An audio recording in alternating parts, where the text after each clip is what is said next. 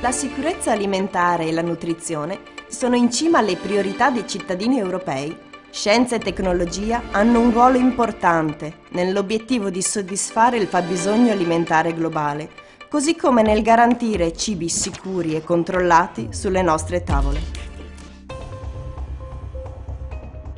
Dentro le piante ci sono tanti batteri e tanti di questi batteri sono molto importanti per la salute della pianta. Inducono il sistema immunitario, tengono lontano i patogeni perché li escludono. Dare questi batteri naturali isolati, arricchire la pianta di questi batteri utili per rendere la pianta più salutare e crescere meglio e anche più resistente a un eventuale attacco di un patogeno. Cosa succede a un prodotto alimentare durante il congelamento? Come cambia la struttura di un grasso al calare della temperatura? E con quali conseguenze sulle proprietà organolettiche di un cibo? Sono alcune delle domande a cui i ricercatori stanno cercando di rispondere, utilizzando la sorgente a raggi X del sincrotrone Elettra. Altro filone di ricerca è il miglioramento dei ceppi di lievito per la panificazione. Cerchiamo di utilizzare alterazioni mirate del genoma del lievito per la produzione di aromi o di prodotti della fermentazione che possono essere ad esempio importanti durante il processo di panificazione. Esistono già ceppi che si chiamano quick rise yeast che cominciano a fermentare molto rapidamente.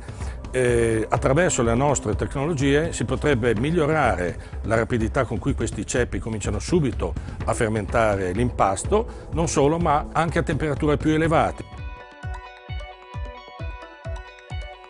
In Area Science Park, i ricercatori di Euroclone hanno messo a punto 2 test specifici per l'individuazione di caseina e albumina nei vini, anche a bassissime concentrazioni.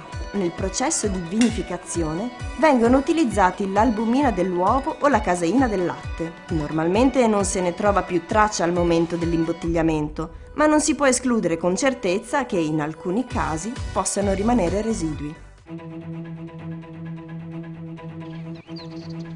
L'accumulo di metalli pesanti e non nell'ambiente comporta gravi rischi per la salute. Nel laboratorio di luce di sincrotrone Elettra, i ricercatori, con l'ausilio di tecniche radiografiche e spettroscopiche ad altissima risoluzione, sono in grado di condurre analisi profonde dei tessuti vegetali, localizzando i metalli assorbiti.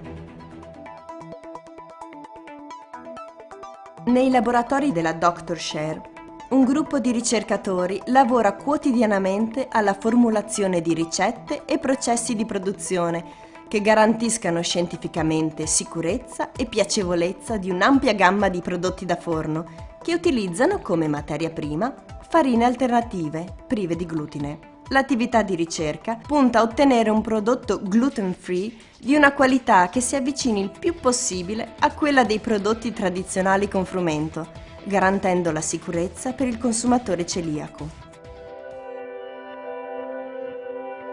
Nel laboratorio Aroma Lab di Illy Caffè in Area Science Park viene valutata la qualità del caffè verde tostato e vengono studiate la chimica e il profilo aromatico del caffè.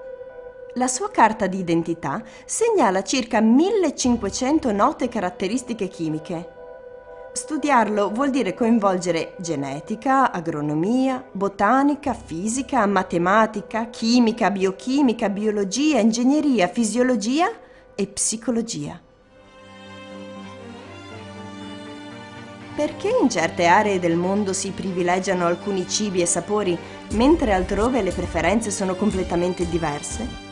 Perché in genere esiste una preferenza per il dolce e un'avversione per l'amaro?